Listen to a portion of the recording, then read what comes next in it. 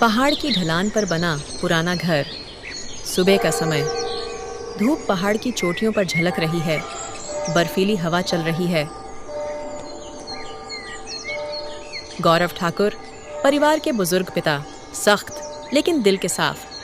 सुनीता देवी, उनकी पत्नी, शांति पसंद, घर की रीढ़। अर्जुन, बड़ा बेटा, जिम्मेदार लेकिन अपने काम में उलझा। राधा, अर्जुन की पत्नी, सबसे समझदार बहू। विवेक, दूसरा बेटा, थोड़ा गुस्सैल। नेहा, विवेक की पत्नी, बातूनी और जल्दी दुखी होने वाली। मोहित, तीसरा बेटा, हंसमुख और बेफिक्र। सुमन, मोहित की पत्नी, मेहनती और सीधी सादी। रवि, चौथा बेटा, शहर में पढ़ा लिखा, गांव लौट आया है। पायल, रवि की पत्नी, शहर की लड़की, पहाड़ी जीवन से अनजान।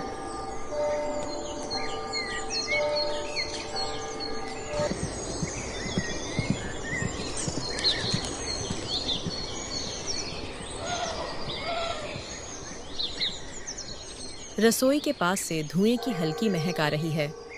सुनीता देवी धीरे से पुकारती हैं, अरे राधा बेटा, जरा देख तो ले, चूल्हे में आग ठंडी तो नहीं हो गई? सुबह की रोटी बनानी है सबके लिए। राधा हंसते हुए बोली, अरे माँ जी, मैं तो अभी पानी लेने ही जा रही थी। पहले आग सुलगाऊं या कुएं से पानी लाऊं? पहले आग जला ले, ठंड में पानी बांध में भी आ जाएगा, पर बिना आग के सब कांप जाएंगे। राधा हंसते हुए लकड़ियां जोड़ती है और माचिस जलाती है। नेहा कमरे से नींद भरी आवाज में बोली, हाय राम, इतनी ठंड में उठना भी किसी सज्जा से कम नहीं। राधा ने मुस्कुराकर कहा, सजा नहीं नेहा, यही तो पहाड़ का सुख दुख है। बिना ठंड के मजा कहाँ। तू तो बड़ी शेरनी निकली राधा दीदी। मैं तो सोचती हूँ शहर में होती तो कितनी आराम की जिंदगी होती। न ये धुआं, न लकड़ी काटना, और वहाँ न ये हवा, न ये पहाड़, न ये अपनापन। हर जगह की अपनी कहानी होती है। नेहा। इतने में मोहित आंगन में आता है। अंगड़ाई लेते हुए बोला, अरे वाह, आज तो रसोई से खुशबू आ रही है। लगता है हमारी राधा भाभी का मूड बढ़िया है। जा मोहित, लकड़ियाँ उठा ला पीछे वाले कमरे से। मूड और बढ़ जाएगा जब तू मदद करेगा। भाभी के हुक्म सर आंखों पर। वक्त। सब हंसते हैं। तभी विवेक आता है, माथे पर शिकन लिए। हंसने की चीज है क्या? बाहर नल पर पानी जम गया है बर्फ में और ये सब मजे कर रहे हैं। अरे बेटा, गुस्सा छोड़, धूप निकलेगी तो पिघल जाएगा। तू जाकर गड्ढे के पास से पानी निकाल ला, वहीं थोड़ा बहता रहता है। विवेक बड़बड़ाते हुए बोला, हर बार वही मैं क्यों जाऊं? सोनू मजाक उड़ाते हुए बोला, क्योंकि तू सबसे ताकतवर है भाई, बर्फ भी तुझे देखकर पिघल जाती है। पूरा परिवार हंस पड़ता है। विवेक मुस्कुराकर चला जाता है।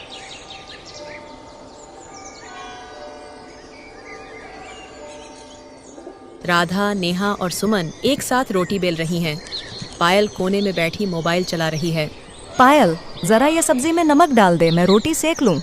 पायल थोड़ी झिझकते हुए बोली, दीदी, मुझे थोड़ा डर लगता है चूल्हे से। शहर में तो हम गैस स्टोव इस्तेमाल करते थे। नेहा हंसकर बोली, अरे डर मत, हम हैं ना, धीरे धीरे सब आ जाएगा। पहले मुझे भी लगता था चूल्हा कोई राक्षस है। हमारी दादी कहा करती थी, जो धुआं सह गया वो घर की गर्मी समझ गया। आहाई। सब मुस्कुराते हैं। पायल भी धीरे धीरे उठती है और चम्मच से नमक डालती है। वाह देखो, हमारी शहर वाली बहू ने नमक भी डाल दिया। अब तो पूरा पहाड़ हिल जाएगा। हंसी का माहौल। तभी सुनीता देवी अंदर आती हैं। क्या हो रहा है बहुओं, इतनी हंसी खुशी क्यों? माँ जी, आज सब मिलकर काम कर रहे हैं तो माहौल ही बदल गया। यही तो चाहिए था मुझे। ये घर तभी टिका रहेगा जब सबका दिल एक साथ धड़कता रहेगा।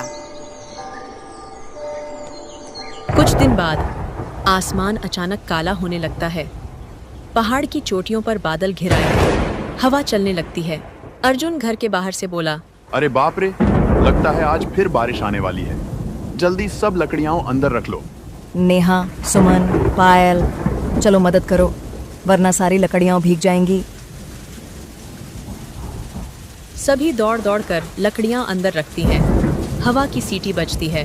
विवेक चिंतित होकर बोला, अगर बारिश तेज हुई तो फिर रसोई का पिछला हिस्सा टपकेगा। दीवार में दरार है। हाँ, कल ही मरम्मत करवाने की सोची थी पर मजदूर नहीं आया। अब खुद ही कुछ करना पड़ेगा।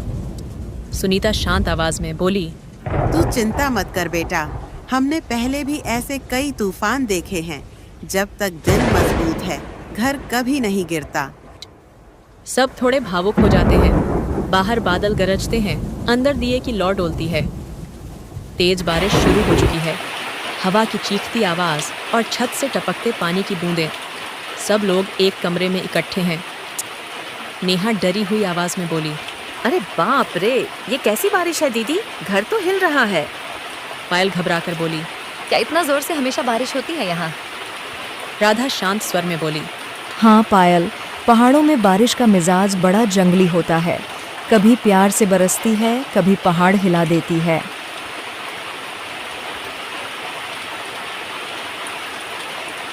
अचानक दीवार की एक ईंट गिरती है। ठक की आवाज। सुमन चौंकते हुए बोली, अर्जुन जी, जल्दी आइए, दीवार से पानी रिस रहा है। अर्जुन और विवेक टॉर्च लेकर आते हैं। सोनू, जल्दी रेत की बोरियां ले आ, जहाँ दरार है वहाँ टिकानी होंगी। सोनू डरते हुए बोला, भैया इतनी रात को बाहर जाऊं? वहाँ तो बिजली भी गिर रही है। विवेक कड़क आवाज में बोला, डर मत, मैं साथ चल रहा हूँ, चल जल्दी। दोनों बाहर दौड़ जाते हैं। हवा तेज चल रही है। दोनों की छतरी उलट जाती है। अंदर सब डर से सिमटते हैं। पायल रोते हुए बोली, मुझे डर लग रहा है दीदी, अगर दीवार गिर गई तो? डर मत पायल, कुछ नहीं होगा, हम सब साथ हैं, यही हमारी ताकत है। थोड़ी देर बाद विवेक और सोनू वापस आते हैं। कपड़े भीग चुके हैं। बोरियां और रख दी, फिलहाल पानी अंदर नहीं आएगा, पर अगर बारिश यूं ही चलती रही तो सुबह तक मुश्किल हो सकती है। सब लोग अंदर रहो, कोई बाहर नहीं जाएगा। अब यही वक्त है कि हम सब एक दूसरे का हौसला बने।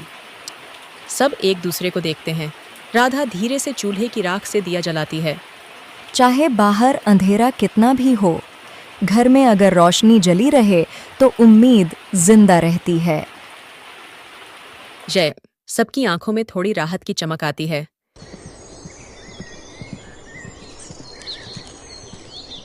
सुबह का समय। बारिश थम गई है। घर के पीछे की दीवार आधी धंस चुकी है। छत से पानी टपक रहा है। अर्जुन दीवार देखते हुए बोला, ओ, आधा हिस्सा तो बैठ गया। अगर कल रात बोरियां न रखी होती तो पूरा गिर जाता। अब तो मरम्मत करानी ही पड़ेगी, पर इस पहाड़ी रास्ते में मिस्त्री कब आएगा? हम सब खुद करेंगे ना, ईंटें हैं, मिट्टी है, लकड़ियां हैं, बस दिल में हिम्मत होनी चाहिए। नेहा थोड़ी शंका से बोला, पर दीवार बनाना आसान नहीं होता दीदी। सुमन मुस्कुराकर बोली, तो क्या हुआ, पहले पहले खाना बनाना भी आसान नहीं था, धीरे धीरे सब सीखा ना हमने। पायल उत्साह से बोली, हाँ, मैं भी मदद करूंगी। कल से फोन छोड़ दूंगी, अब मैं भी असली पहाड़ी बहू बनूंगी। सब हंसते हैं। रात की शांति। सभी थके हुए हैं पर संतुष्ट। रसोई से राधा की आवाज आती है, मां जी, आज तो गरम गरम आलू पराठे बनेंगे। मेहनत के बाद का स्वाद ही सबसे प्यारा होता है। हाँ बेटा, और आज तेरे हाथ का स्वाद बारिश से भी ज्यादा भाएगा। सब एक साथ बैठकर खाना खाते हैं। घर के बाहर चांद की रोशनी दीवार पर पड़ रही है। नई चमकदार दीवार। पायल धीरे से बोली, अब मुझे ये पहाड़ अपना लगने लगा है। सुबह की हल्की धूप, पक्षियों की आवाजें, बच्चे खेल रहे हैं। सुनीता देवी मंदिर में दिया जलाती हैं। सुनीता मन ही मन बोली, हे भगवान, ये घर ऐसे ही हंसता रहे, इन बहुओं की एकता कभी न टूटे। जिस घर में रिश्तों की ईंटें सच्चाई की मिट्टी से जुड़ती हैं, वहाँ दीवारें कभी नहीं गिरती। कहानी अच्छी लगी हो तो लाइक करें और चैनल को सब्सक्राइब करें ताकि हमारी नई नई वीडियो की नोटिफिकेशन आपको मिलती रहे। धन्यवाद। जय श्री राम।